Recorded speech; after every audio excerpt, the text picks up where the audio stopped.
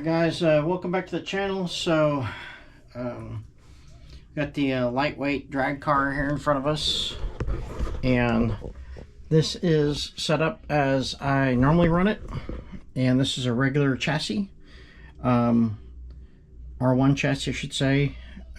So we're gonna see how it weighs right now, and then we're gonna go make some changes to it, and we're gonna see what the after weight is. So let's take a look here. We're gonna get the weight as is right now, 1796.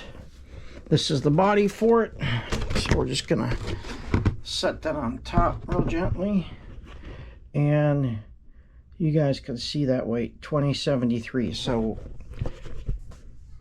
we don't have much to work with, but Austin and I and Mason, Austin made these body mounts initially, and although they're great and we love them, I'm really accustomed to these R1 mounts that go the same way, but they hang over the tire here, which I really like because it keeps the body out here away from the tire, from getting into the tire. So that's one of the things we're going to do, is that, and then they got the little dome mounts that go on top of that, and usually we like to space those up a little bit so the body gets more of a rake. Then here up here in the front we have the original front body floating body post mounts that Austin made, which are probably the best ever, but we are going to replace those with the lightweight R1 units, which are lighter even than what we have now. We also are going to put a upgraded a new shock upgrade to it. It has tighter tolerance pieces and shafts that come in the kit, and I'm hoping we can get rid of this weight up here, and there's I might have to add more weight to it by the time we're done. I just don't know yet. We need to pull apart the transmission, take a look at it, look at the diff. I think the diff is pretty good, but we need to oil it at least, which there's an oil hole right there, and I like to oil that, I don't know, every beginning of every race session, or towards the end of the race session. I will, if I'm doing good in the finals, I'll make sure that that's good. But I'm gonna get some brake cleaner tonight and clean up the tires. Lots of goo and stuff on the tires. I hate that, man. I want to clean them up, have it ready to go for race day, and give it a try again. This car has always done extremely well in low prep situations, low traction situations. So it's proven itself many times over. But it used to have, the only difference between what it used to be and what it is now is, used to have full-size servo up here, so I lost that weight, and that's where that comes into play, the weight. And then also we actually have this carbon fiber piece up here in the front to keep the body from folding back in, which is even more weight. So we got a new battery coming. I ordered one of the bigger R1 packs. I don't think anybody really runs those anymore. Everybody runs this 9000, which I really like. The testing on the ESR meter for that versus any other battery is pretty good. So matter of fact, I'll go get that and we'll do some testing.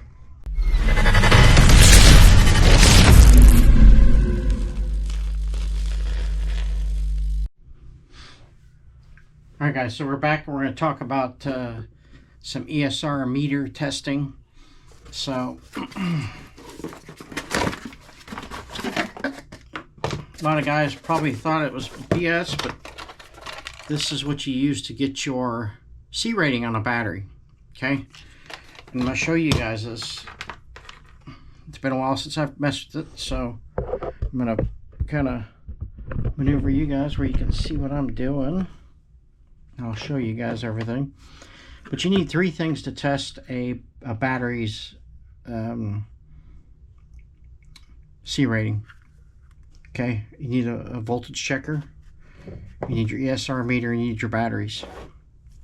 So I've got some really good batteries here, and we'll do some testing. This is a newer R1 9000. This is the original OG 9000. It's like a 1.5 years old. We got a China Hobby line battery here. I got some Onyx here that I had made years ago that, let's put it this way, great battery packs, but not trustworthy because they were not built very well. And we got some SMC. So there is a way to manipulate this meter, and it's like I've been telling you guys for years, it's by heating a battery. Okay, so I'm going to start out with this SMC here as an example, and I'm going to try not to screw up the camera here, but we are going to hook this up. These are all at storage charge and they're cold. So we're going to go, it's been a while since I've used this darn thing, so I got to remember how to use it.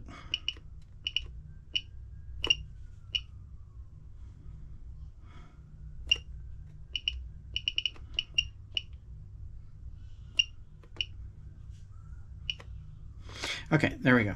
So first you got to set the MAH to the MAH. So we're going to go to 12,000. Okay, we're going to set, and then we're going to click use it. So you can see here it's got 340 amps max. It's got ohms for cells, not bad. And then it's got 28C. So you can keep testing that up to 3 times on the right side. So with that being said, you guys see it's 28C. So we're going to come back to this battery here in a little bit, but for now we're going to put it on a charger. So I'm going to put it on a charger, and we're going to take this thing and we're going to take it as high as it will let us. And this is the only charger I had, guys, so I apologize. So we're going to stick this guy off to the side here for now, and we're going to let that charge at the fastest charge we can. We're going to come back and look at it. Okay, and the one thing I didn't show you guys is I mean, you don't have to do this, but have to have a voltage checker because it will show you the voltage in the ESR meter. But I'm trying to show you guys these all at a fair shake that are cold. Alright, let me get it programmed. Okay, we're going to find this is a, what? I think it's a 6,000. 6,200. So we're going to go next, and we're going to look for a 6,200. There we go. And we're going to choose that. We're going to use that one. So you can see the resistance, not super good. 27C.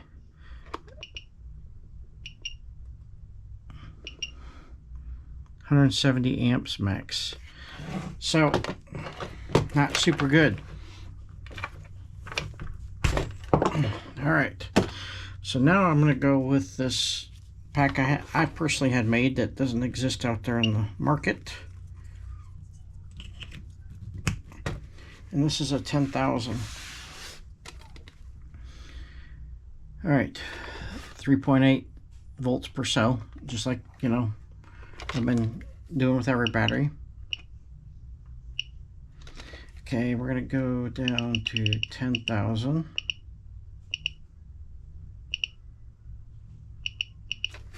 There we go, 10,500.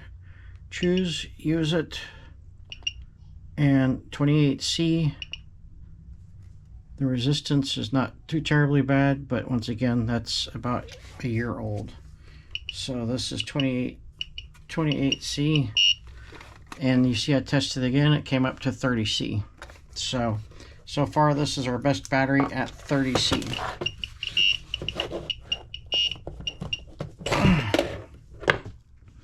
All right, so next we're going to test this old R1 9000 3.8 volts per cell. So we are going to go find our 9000, and we're going to choose that, use it. So resistance is not bad for its age, and it tests 30C right off the bat. So 29C, 29C. So pretty close, but the resistance was better. On a battery, once again, that's, you know, a year old and been ran a bunch of times because I pushed that battery pack, and it's been sitting in a heater and everything else most of its life waiting to be run. Okay, 3.8 volts per cell. Okay. Resistance 0.68, 31C. 31C. So that is the best battery bang for your buck. But you see this, guys? I will show you. Look at these batteries. What does it say for C rating on there? This one here, the SMC, you know, 250C. Danny from SMC will tell you the C ratings mean nothing. They're just a big lie. They don't mean nothing. Nobody seems to care about them. So here's an old battery I also had made. It's a 13,000. And it's heavy. It's very heavy. So usually the heavier packs have better lithium in them, is what I've been told. Now I don't know if that's true or not. Okay, we are going to go find a... it says 13.2, but I'll use it anyway. So 13.2, even though it's a 13,000. So we're going to go use it. 0.49 resistance, 30C, 31C. So